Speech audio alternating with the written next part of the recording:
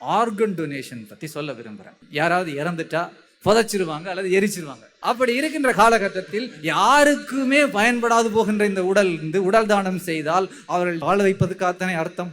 அதைத்தான் கமலஹாசன் அவர்கள் கதையிலே சொன்னார், உடல் தானம் செய்வது தாய்மைக்கு நிகரே, தகனம் செய்யும் முன் தானம் செய்வீர் என்றார்.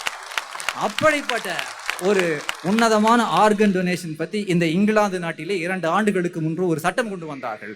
18 வயதுக்கு மேற்பட்ட யாரேனும் இறந்து விட்டால் அவர்கள் தங்கள் உடல் உறுப்புகளை தானம் செய்ததாகவே கருதப்படுவார்கள். Unless opt out.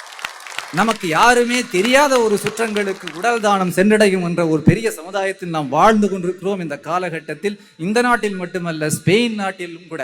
ஐயா, நான் திருவள்ளுவர் இருந்திருந்தார்னா இதை பத்தி என்ன எழுதியிருப்பா நான் ரொம்ப யோசிச்சேன். என்ன சொன்னார்? இறந்தும் உயிர் வாழ்தல் வேண்டின் மறந்து விடாதீர் உடல் தானம் என்றார்.